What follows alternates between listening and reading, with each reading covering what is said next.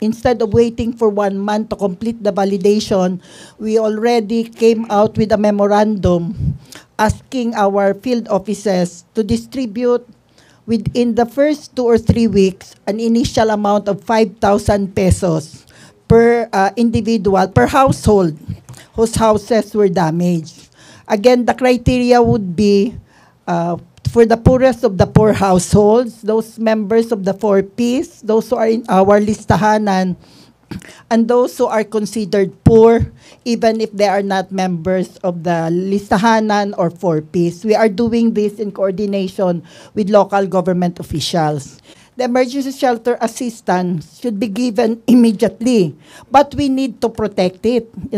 We need to ensure that those who are included are the ones qualified. Otherwise, we'll have problems of inclusion, exclusion.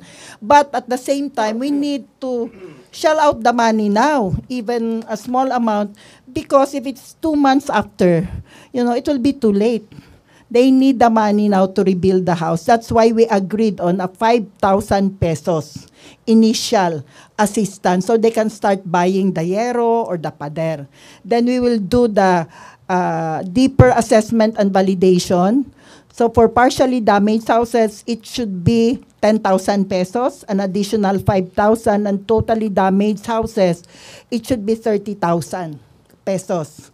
So an additional 25,000 pesos, which was the policy before. What I want to clarify is that this is specifically for the poorest of the poor.